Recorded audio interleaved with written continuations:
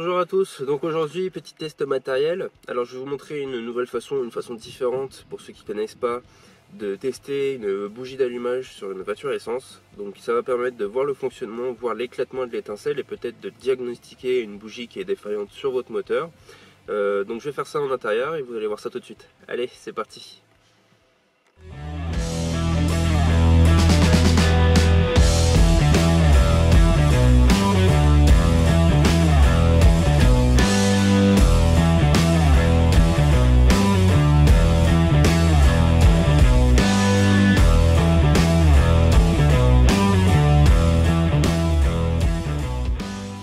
Je me suis procuré ce petit testeur qui permet de voir l'éclatement des étincelles sur le haut de la bougie. Donc en gros ça permet de simuler via la molette le régime moteur de la voiture et ainsi créer un arc électrique. Au niveau des bougies, j'ai essayé de prendre un panel pour que ce soit intéressant. Elles sont toutes sous un écartement de 1,3 mm au niveau de l'électrode pour que ce soit vraiment réel et que ça puisse se comparer surtout. Donc à gauche une Fomoco qu'il y avait au début de la Fiesta, donc classique, siège plat 1,3 mm comme je vous ai dit pour toutes les bougies, alliage nickel et cuivre classique, hein, vraiment une bougie vraiment très classique. Ensuite on a une Super Plus, même principe que la première mais juste avec un renforcement des matériaux qui a été utilisé qui vous permet d'avoir un allongement de la bougie un petit peu plus long. Pour la troisième, c'est une Super 4.2 chez Bosch, donc avec multi-électrodes. Il peut y en avoir 2, 3 ou comme dans mon cas 4. C'est censé fournir une meilleure combustion. Pour la quatrième, c'est une Beru Ultra Plus Titan. Donc là, on passe dans les catégories vraiment dernier cri. Donc là, c'est une électrode très fine et très précise, taillée au laser. Donc elle est recouverte cette fois-ci de platine et celle-ci vous permet un renforcement encore plus accru de votre bougie qui vous permettra de la changer moins souvent. D'accord ? Ensuite, normalement, vous avez la bougie iridium que je n'ai pas. Donc la dernière que vous voyez, c'est une bougie que je ne connaissais pas. Donc c'est une double iridium. Je vous marquerai tout ça de toute façon avec les PDF dans la description sous la vidéo. Donc avant de rentrer dans les détails, je vais vous montrer le boîtier tout simplement et rapidement. Donc il est constitué de cette façon. Donc vous avez deux ports qui vous permettent de mettre deux bougies. Donc pour l'instant moi j'ai que des 16 en diamètre 16 pour la bougie. J'ai pas eu l'occasion de tester au-dessus en 19, 21, etc. Pour l'instant pour moi ça me va pour la Fiesta. Je vous ferai de toute façon peut-être un retour pour savoir s'il y a plusieurs modèles ou pas. Ici vous avez deux LED qui vous permettent de vous renseigner sur le fait que vos deux ports soient allumés ou pas. Une petite LED rouge qui vous permet, elle, de vous indiquer si le boîtier est alimenté en courant et qu'il est allumé. Et votre palette qui permet de simuler le régime moteur. D'accord ? Vous avez un petit cran à partir de 1000. Alors, vous avez une petite vis sur la roulette qui permet vraiment de calibrer parce que moi, le petit clip, on l'a seulement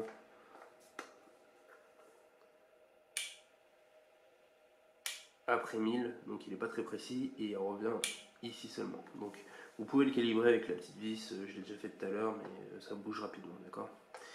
Donc ça permettrait de simuler le régime moteur, donc là on voit que ça va de 1000 à 6000, il y a un deuxième modèle qui va jusqu'à 12 ou 15 000, surtout pour les voitures de sport et les voitures de course. Ok ? Ici vous avez le port qui permet d'alimenter le boîtier. Donc derrière vous avez aussi 4 petites vis dans chaque coin, donc je l'ai déjà ouvert pour vous montrer comment c'était fourni à l'intérieur. Voilà, il n'y a rien de compliqué, c'est vraiment des plus simplistes. Donc au moins s'il y a un condensateur qui pète ou une soudure, c'est très facile de réparer. Et pour les plus coriaces d'entre vous, vous pourriez même modifier le connecteur des bougies qui permet de créer l'étincelle. Okay ? Donc voilà pour le boîtier en lui-même. Donc ensuite, il n'y a rien de compliqué, hein, vous mettez votre bougie. Alors il n'y a pas de clips ou de sécurité qui permettent vraiment de maintenir la bougie. Elle tombe dans le puits, vous ne la touchez plus. Ça permet d'entrer en contact avec les broches internes. Vous mettez votre alimentation, vous tournez et ça fait le job. Ok ? Hop. Et voilà. Ok ?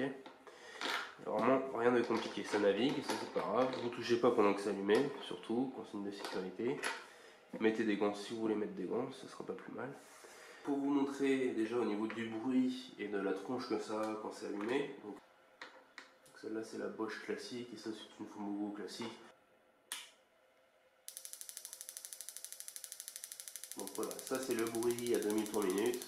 Et plus on augmente, plus ça va générer un arc électrique bruyant et puissant. Voilà, je vous fais un gros plan pour voir ce que ça donne avec les deux bougies classiques et vraiment que vous puissiez voir ce que ça donne. Ok, donc c'est parti. Donc là on va pas tarder à voir, je continue à tourner, je suis quasiment à 2000. Donc on va avoir le début des étincelles. Voilà, ça c'est le minimum, d'accord?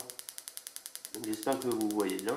On peut voir les différentes électrodes, enfin les différents arcs électriques qui sont créés, donc générés par le courant. Donc on peut voir que les arcs électriques ne sont pas toujours forcément au même endroit, on peut voir que ça tourne un petit peu dans tous les sens, peut-être plus celle de gauche que par rapport à celle de droite dans un premier temps. On peut voir que si j'augmente, le bruit augmente, mais le nombre d'arcs créés se multiplie. Donc on peut voir maintenant qu'il y en a peut-être un ou deux qui commencent à varier, surtout sur celle de droite.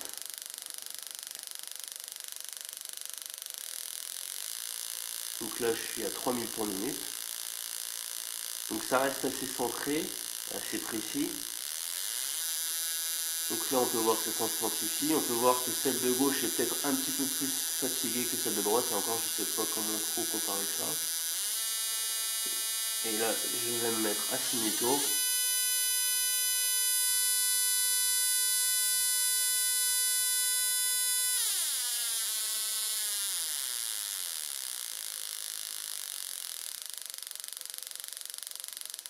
Donc voilà en gros ce que ça donne au niveau du boîtier.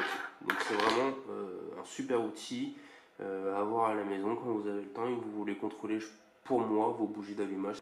Donc pour le deuxième test, je vais laisser donc la plus récente, celle que j'ai enlevée sur la voiture. La Bosch à siège plat, donc classique, nickel, cuivre.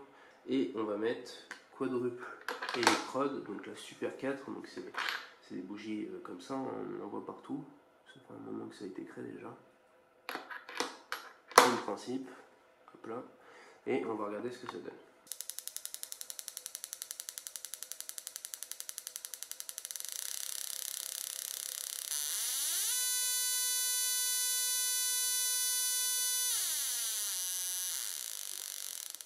Voilà, c'est parti.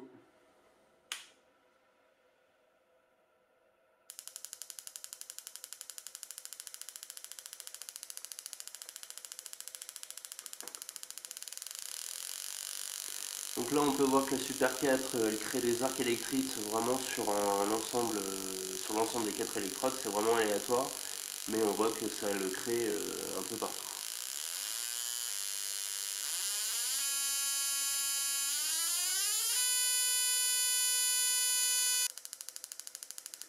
Donc là je suis à 2000 tours minute. On voit bien que les arcs électriques sont assez aléatoires, on voit bien qu'ils sont générés sur chaque électrode, un petit peu dans n'importe quel sens.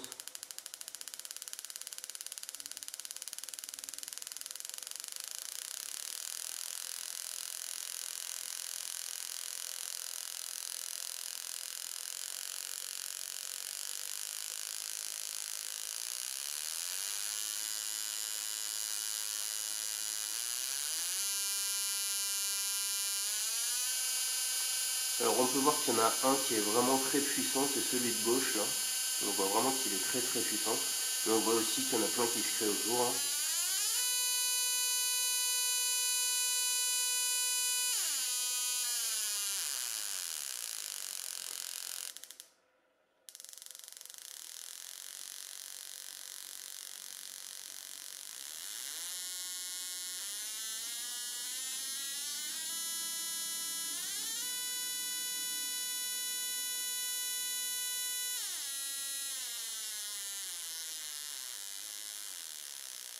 Donc, je vais toujours laisser celle à siège plat. On va passer bougie à siège plat ultra plus filtrant, donc en platine, avec une électrode comme vous pouvez voir beaucoup plus fine. On va voir ce que ça donne.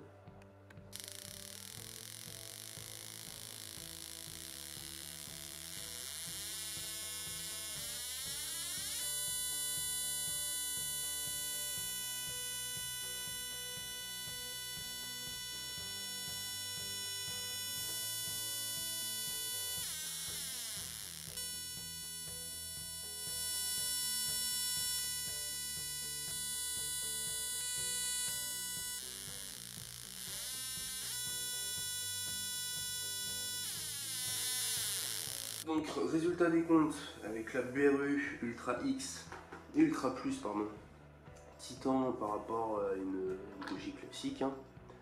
Et ben je vois pas grand chose de différence, à part peut-être que ça c'est un petit peu plus précis au niveau de l'électrode qui est beaucoup plus fine. Alors au niveau résistance, il n'y a pas de problème, hein. Ça je pense qu'elle est vachement plus résistante en sachant qu'elle est de toute façon en platine. Mais par rapport à des vidéos qu'on peut voir sur YouTube ou sur les sites des constructeurs, que ce soit NGK, BRU ou d'autres marques, où on nous montre des vidéos en laboratoire où l'étincelle est 40 fois plus brillante que l'autre, je pense que c'est tout simplement parce que le test est effectué en laboratoire et que la bougie est tout simplement beaucoup plus alimentée que sa voisine lors du test. Comme vous pouvez le voir là, c'est quasiment pareil, il n'y a vraiment aucune différence, hein. Sauf que là c'est peut-être un petit peu plus groupé, ce qui est logique vu que l'électrode est beaucoup plus fine. Donc voilà. On va passer à la dernière. Celle-ci c'est la double iridium, j'ai pas de bougie iridium simple. Donc on peut voir celle-ci qu'elle est munie d'un joint, donc on ne peut pas le retirer, il est vraiment fourni après le filetage. Ici. Même principe, même écartement 1,3 mm, on voit que l'électrode est toute fine au-dessus, donc je vais la mettre. Je vais continuer avec la classique. Alors celle-ci est un petit peu plus petite, c'est pas une bougie Confort Fiesta, celle-ci c'est une bougie pour les Acura, NSX et ce genre de voiture. Donc voilà, mais la taille du culot est la même et l'écartement est le même, ok ?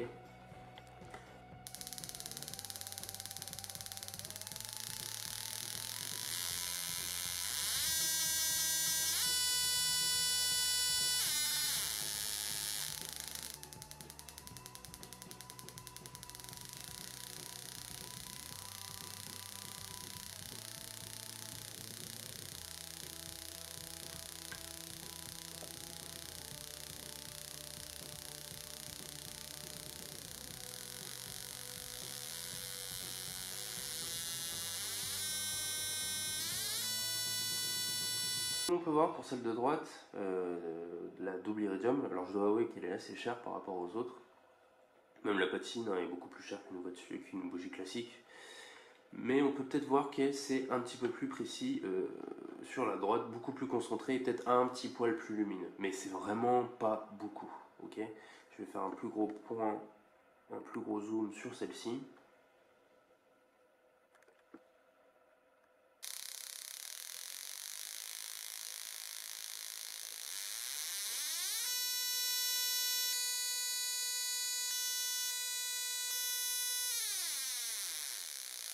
Voilà, donc ça c'est vraiment le comparatif entre la bougie classique et la bougie iridium, double iridium. On va changer, on va mettre la BRU en platine.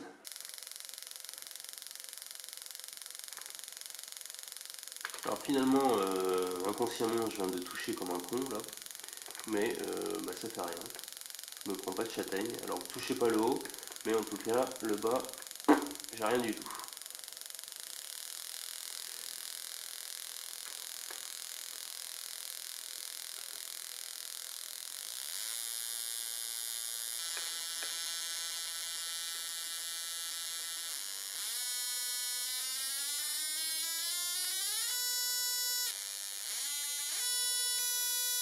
Ça c'est la bougie double iridium de chez Bosch.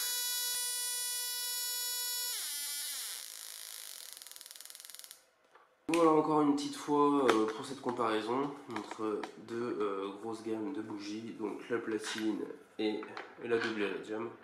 Et voilà, c'est fini pour cette petite vidéo. Donc c'est une autre façon de tester ces bougies d'allumage sur Renaissance, hein, parmi les tant d'autres qui peuvent exister. Donc je trouve ça assez sympathique, c'est facile à faire, c'est pas très compliqué, ça coûte pas très cher et on peut le faire tranquillement chez soi. Donc voilà, merci d'avoir regardé, et puis sur ce, à la prochaine vidéo. Allez, ciao ciao tout le monde.